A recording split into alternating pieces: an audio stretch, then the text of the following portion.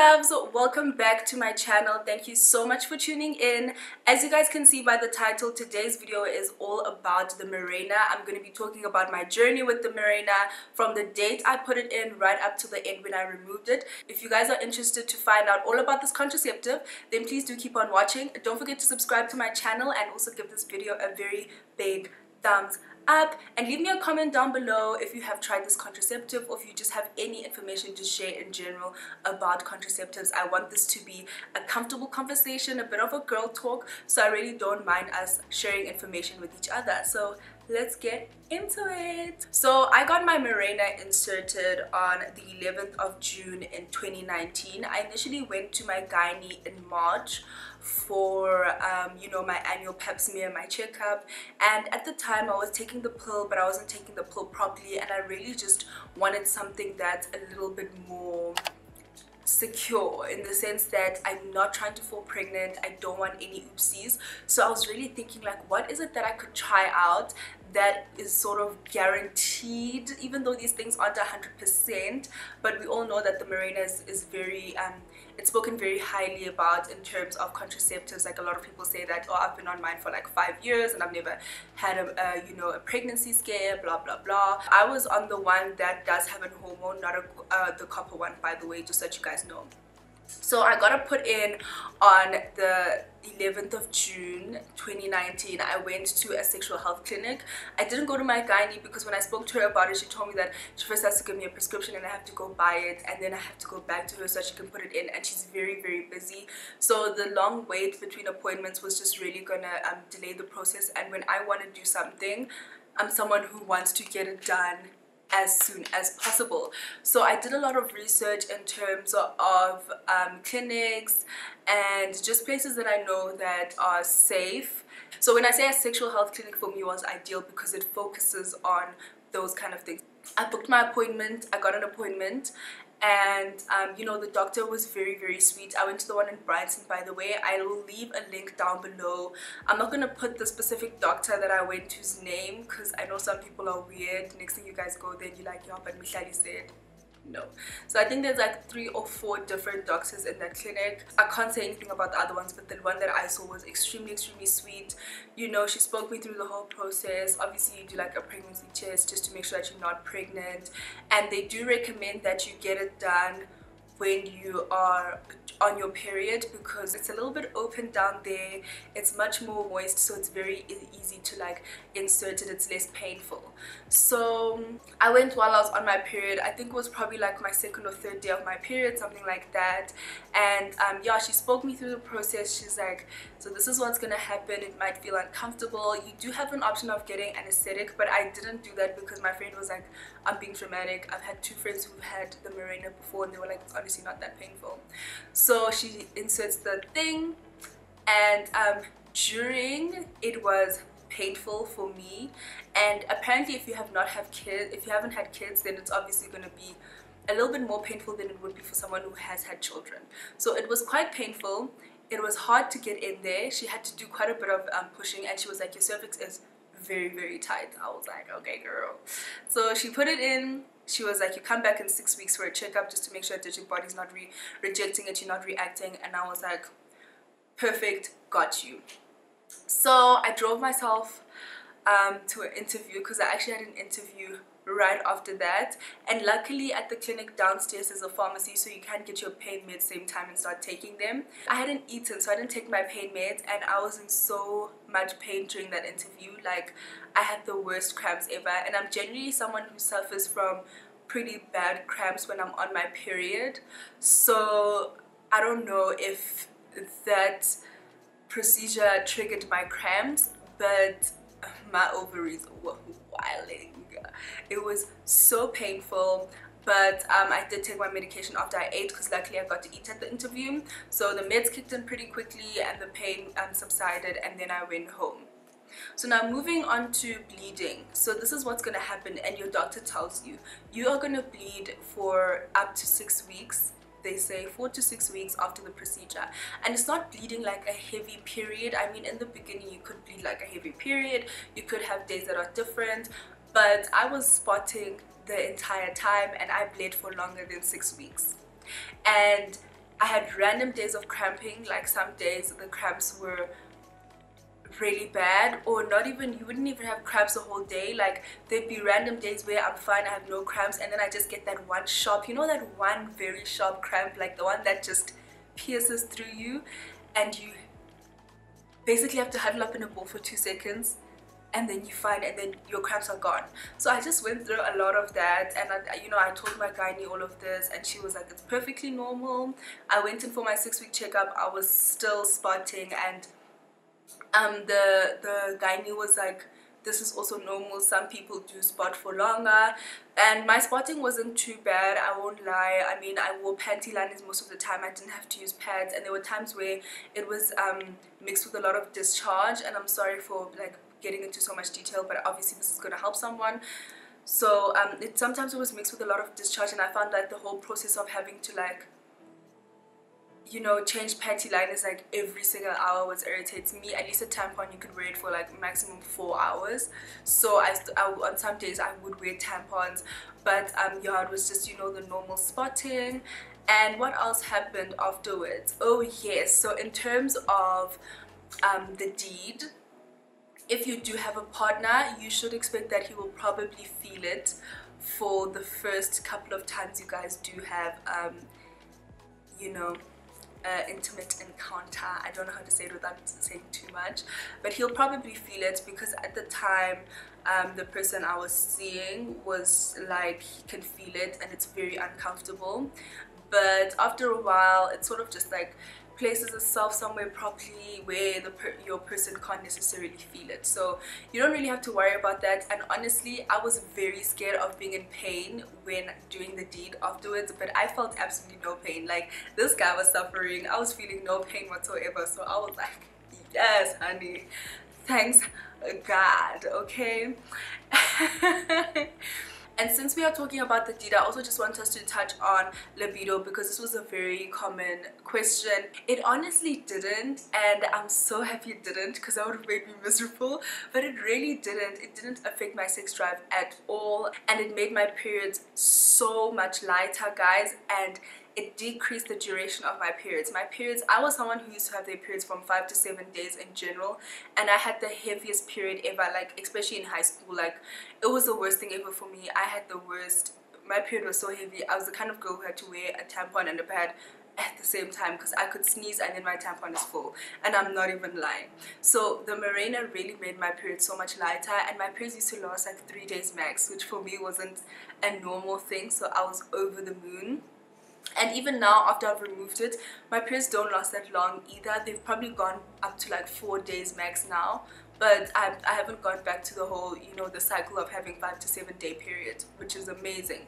So sorry, I was talking about libido. So yeah, my sex drive was still normal.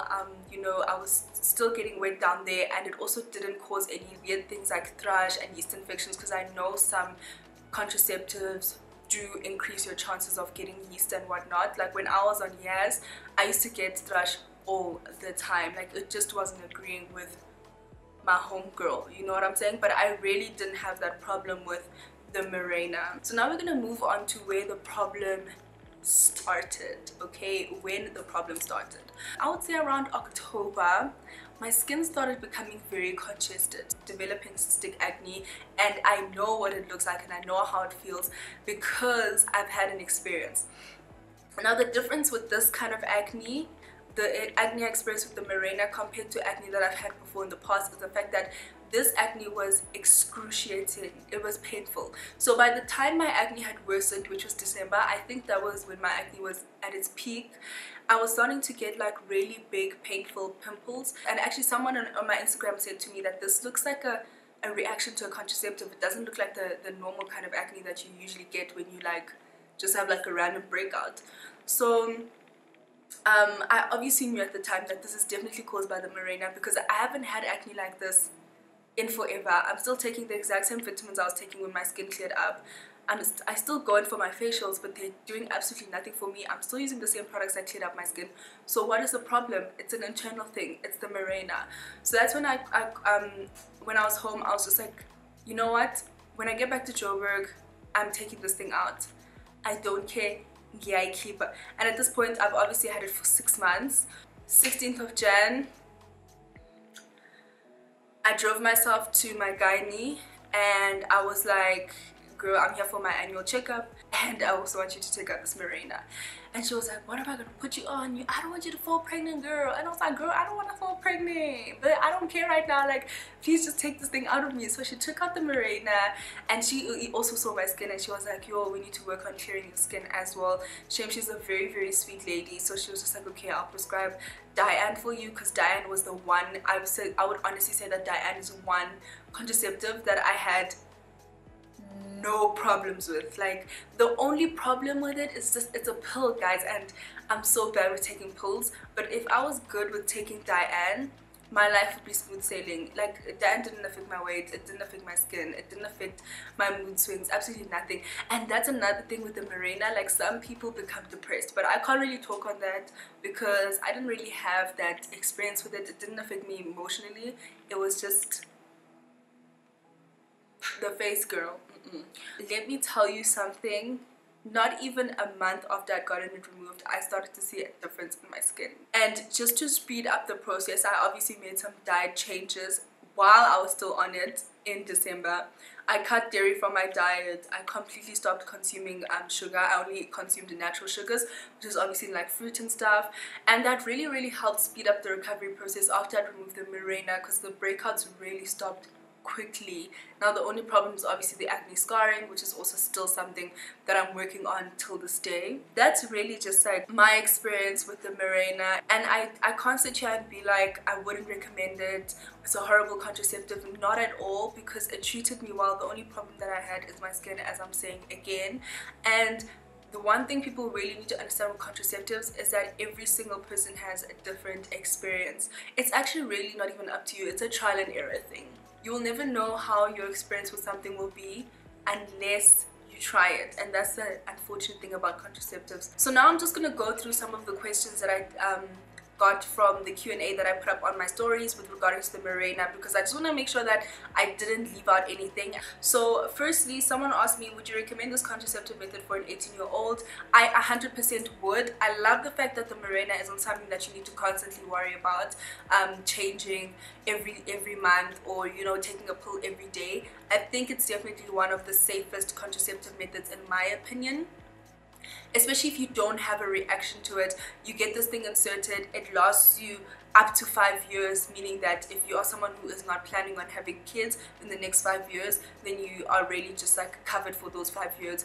You'll just worry yourself to go to the gynae 6 weeks after inserting for a checkup, and then obviously I do recommend that you go in for your annual pap smear should your results come out negative and you don't have any complications. Is weight gain a side effect? As I said, weight gain was not a side effect for me, but I have heard from some people that it did you know, affect their weight. Someone asked me about the pain level in terms of the procedure and afterwards. I would say during them inserting, the pain for me was a 7 out of 10, and then afterwards the cramps were definitely 9 point something, because my cramps were really bad after the procedure. I was in a lot of pain. Is it uncomfortable as getting a pap smear? It is definitely worse than getting a pap smear. I'm not even gonna lie to you. Getting a pap smear is very uncomfortable, but for me, getting the Mirena inserted was definitely more uncomfortable than the pap smear, simply because she really struggled to get it in there for me. You know, she really had to like push and jab a couple of times, which made the experience even a little bit more uncomfortable for me than the average person. Does your sexual partner feel the Mirena string, and if he does it cause any discomfort? Yes, my sexual partner did feel it for the first couple of times we had sex, probably like the first 2 times though after getting it inserted, and I didn't have sex right after getting it inserted. I think my gynae instructed me to wait for 2 weeks, but I probably waited a little bit longer because I was scared, and yeah, it definitely did cause him discomfort. He said it was quite painful. Did you also start breaking out on your body? Luckily I didn't get any acne on my body. I didn't get any chest acne, I didn't get any back acne, but I did get acne all over my face, my cheek area as well as my forehead. Everything was breaking out. I had congestion on my jawline as well. I had a lot of blackheads around here, so it really just affected my face. Did you consider a copper IUD? No, I did not. I just didn't like the idea. I mean, it sounds stupid because having any form of contraceptive in your body is a foreign object, but I didn't like the idea of having something copper in my body. I don't know why. I felt very uncomfortable with that. A lot of people told me to consider getting that one because it has less side effects than the hormone one that I got. But yeah, I just went with the one that my gynae recommended for me, which was that one, and unfortunately it didn't work for me, and I don't see myself getting a Mirena again anytime soon. Maybe when I'm older, like after having kids, but right now I'm not interested. I'm not interested anymore. How much was it? So I paid, like, I think I paid quite a lot of money, I won't lie, because I went to a private clinic again. So you obviously have the option of going to much more affordable institutions. The place that I went to charged me, I think I swiped like 4.5. The next question that they ask, where did you get it? My sexual health clinic in Bryanston. Someone is asking me, what have you decided to use now? I am currently using Umoya Oyingcwele, the Holy Spirit. I'm currently using Umthandazo. I'm currently using Ifasting. I'm currently using Ooh, Siamita 2020. I am telling you now. I am telling you right now, guys. I'm not on a contraceptive at the moment. And I don't want to discuss that any further. I have nothing to say about it. Obviously, that's not the smartest thing to do. But I think I'm just at a point where I'm so tired of putting my body through the most. And I just really want to not be on anything. And you know, obviously try not to fall pregnant, but yeah, I don't know. So we'll find out on the next episode of Dragon Ball Z. Someone also asked, did I get my period? Yes, I did. I know some people don't get their period at all while they are on the Mirena.